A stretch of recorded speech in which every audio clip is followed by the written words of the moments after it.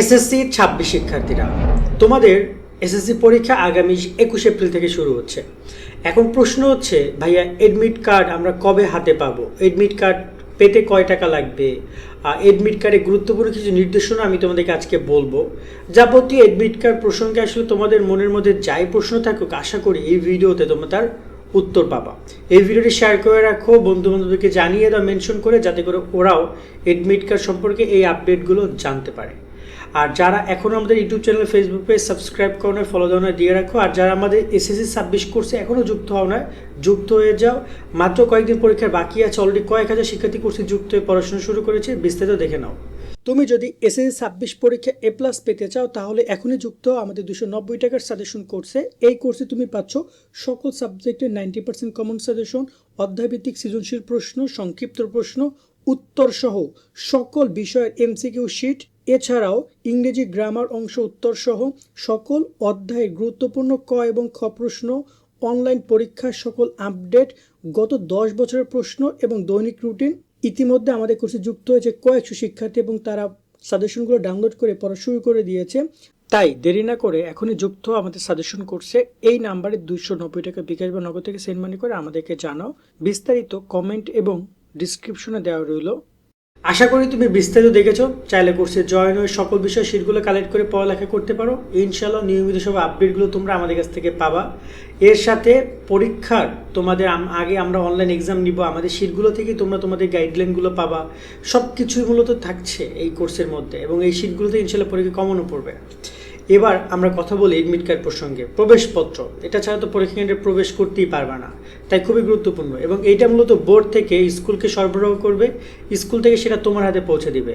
এবং তোমাদের আমি এখানে আগে বলি যে এটা নিতে কোনো টাকা লাগবে কিনা। মূলত এটার জন্য যে একটা নির্ধারিত ফি, সেটা তোমার কাছ থেকে তারা নিয়ে নিছে অলরেডি ফর্ম ফিল আপের সময়।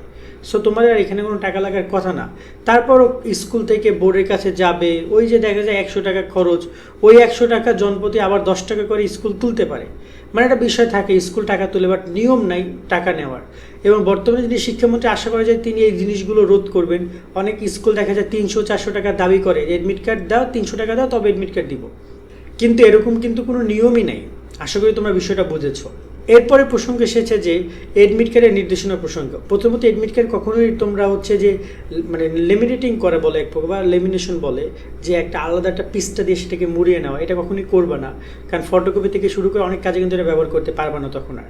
আর দ্বিতীয়ত হচ্ছে এডমিট কার্ড তুমি আলাদা একটা ফাইলে রাখবা, যেখানে কলম রাখবো সেখানে কখনো এডমিট কার্ড রাখবা না।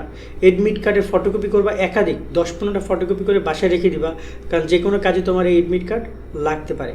এছাড়াও এডমিট কার্ড নিয়ে আরও টুকটাক কিছু নির্দেশনা তোমাদের এডমিট কার্ডে লেখা থাকবে, সেটা ভালো করে পড়বা। কোনো কলমের দাগ থাকবে না এডমিট কার্ডে। এবং এই এডমিট কার্ডটা কিন্তু তোমার বিশ্ববিদ্যালয় ভর্তি পর্যন্ত বিভিন্ন কাজে লাগবে, তাই অবশ্যই তুমি এটাকে সাপোর্ট রাখবা, মানে আগলে রাখবা আর কি। আর এডমিট কার্ডটা কবে দেওয়া শুরু হবে এই প্রসঙ্গে এখন পর্যন্ত যতটুকু আমাদের কাছে আপডেট রয়েছে, ঈদের পরে তোমাদের হাতে এডমিট কার্ডটা পৌঁছাবে। ঈদের পরে দেওয়া শুরু করবে। এখন বর্তমানে কাজ চলছে, তোমাদের প্রশ্নপত্রের কাজ তো শেষ হয়েছে, এডমিট কার্ডে কাজ করবে, ফর্ম ফিল আপের কাজ শেষ।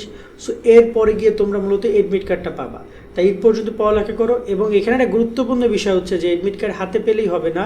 এডমিট কার্ড যখনই তোমরা হাতে পাবা, তোমাদের কিন্তু মানে এডমিট কার্ডটা তোমরা দেখে নিবা, তোমার নাম, তোমার রোল নাম্বার, তোমার বিষয় কোডগুলো, বিশেষ করে বিষয় কোড। অনেকে দেখা যায় ভুলভাল বিষয়ে এডমিট কার্ডে চলে আসে, তখন এটা সংশোধন করতে হবে তাৎক্ষণিক।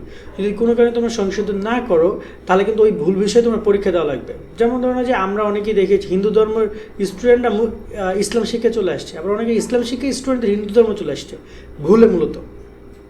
তখন তোমার কী করতে, পরীক্ষা কিন্তু ওই ভুল বিষয় দিতে হয়। এটা যেন না হয়, এই অ্যাডমিট কার্ডের সাবজেক্টগুলো মিলে নিও যে তোমার এই সাবজেক্টগুলো ছিল কি না। যদি না থাকে কোনো কারণে অ্যাডমিট কার্ডে ভুলে, তাহলে স্কুলের কথা বলো, স্কুল থেকে এটা সমাধান করে দিবে, বোর্ডের কাছে যাবে। ঠিক আছে, তো এই হচ্ছে ওভারঅল তোমাদের অ্যাডমিট কার্ড নিয়ে আপডেট। ভালো কিছু হবে ইনশাল্লাহ। আজকের মতো আমরা এখানে বিদায় নিচ্ছি। যারা কোর্সে যুক্ত হতে যাও, ডিসক্রিপশন কমেন্টের নাম্বার রয়েছে, সেখানে যোগাযোগ করে কোর্সে যুক্ত হয়ে যাও। ভালো থাকবা, আল্লাহ হাফেজ।